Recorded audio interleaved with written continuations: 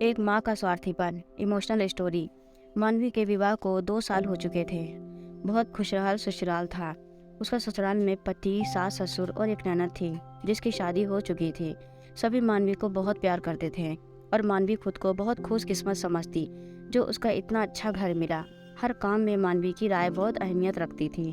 एक दिन अचानक मानवी की तबीयत खराब हुई तो उसको अस्पताल ले जाया गया, जहाँ से वापस आकर सबको खुशखबरी सुनाई गई। मानवी माँ बनने वाली थी। घर में हर कोई नाच रहा था। इतने सालों बाद घर में खुशी जो आने वाली थी। उसकी ननद कोमल को जब यह खुशखबरी दी गई तो भागी भागी चली आई। एक ही शहर में ससुराल होने का सबसे बड़ा लाभ यही होता। कोमल ने मानवी को गले लगा लिया और ढेर सारा प्यार भरा आशीर्वाद देते हुए बोली, भाभी दिल खुश कर दिया आपने। बहुत समय बाद कोई नन्हा मुन्ना आएगा घर में। सब मानवी की भलैया ले रहे थे। इसके बाद सब मानवी का बहुत ध्यान रखते थे। उसके खाने पीने का, आराम का, मेडिसिन का और एक्सरसाइज का, मेवे फल सब खिलाए जाते। साथ ही आधे रात को भी मन करता कुछ खाने पीने का, कहीं घूमने का, पति राकेश सब पूरा करता था। क्योंकि राकेश के मम्मी पापा ने उसको बोल रखा था कि ऐसे समय मूड स्विंग होता है, व्यवहार बदलता रहता है, इसलिए नाराज कभी मत होना। अगर मानवी गुस्सा भी करे तो इग्नोर कर देना। हमेशा ऐसे रहना जिससे मानवी अपने दिल की बात तुमसे कह पाने में कभी भी संकोच ना करे। पूरे 9 महीने बाद मानवी ने जुड़वा बच्चों को जन्म दिया। कोमल रोज घर आती और अपनी ममता मानवी के दोनों बच्चों पर उड़ेलती। उनकी मालिश करती, नहलाती, यहाँ तक कि दोनों बच्चों के नाम भी उसने ही रखे, पलक और वीर। इतनी ममतामयी होने के बाद भी ममता देने के लिए कोमल के पास कोई नहीं था।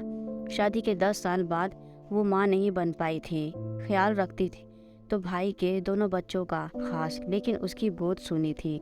जब बच्चे थोड़े बड़े हुए तो कोमल ने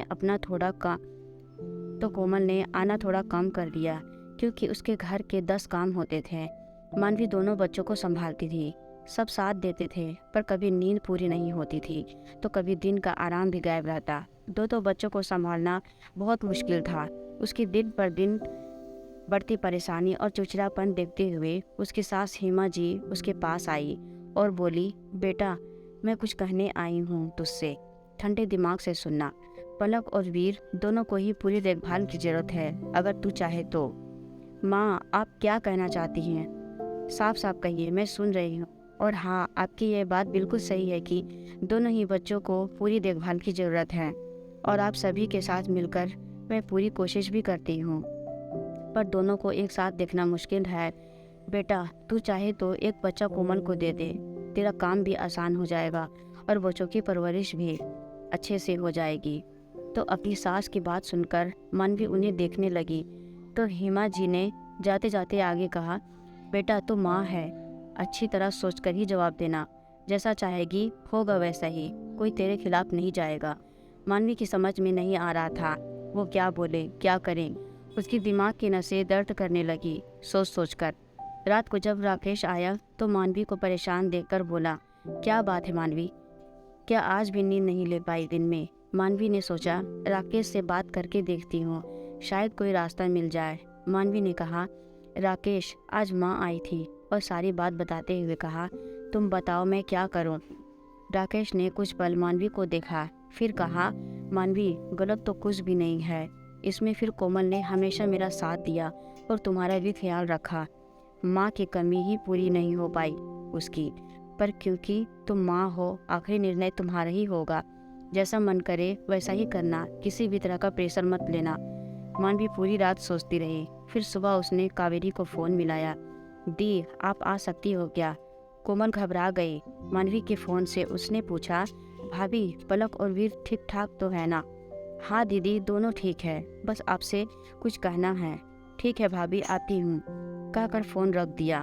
कोमल अपने घर में बताया और जल्दी से जल्दी तैयार होकर अपने घर पहुँची। कोमल को देखकर मानवी आगे बढ़ी और अपनी ननद को गले लगाते हुए बोली, दीदी आप बहुत अच्छी हैं, हमेशा मुझसे छोटी बहन जैसा प्यार करती हैं। क्या मेरे वीर को आप अपनी गोद दे सकती हैं? कोमल हकबका कर बोली, मतलब दीदी ईश्वर ने मुझे जुड़वा बच्चे शायद इसलिए ही दिए हैं जिससे आपकी भी गोद भर जाए। क्या आप मेरे वीर की यशोदा मैया बनेंगी? भाभी आप ऐसा कैसे कह रही हैं? आप सच कह रही हैं, कांपते कांपते हुए स्वर में कोमल बोली। उसको अपने कानों पर भरोसा नहीं हो रहा था। फिर अचानक से मानवी को गले लगाकर रो पड़ी। भाभी, कलेजे का टुकड़ा बनाकर रखूंगी, कभी माँ की कमी महसूस नहीं होने दूंगी। बहुत बहुत धन्यवाद आपका।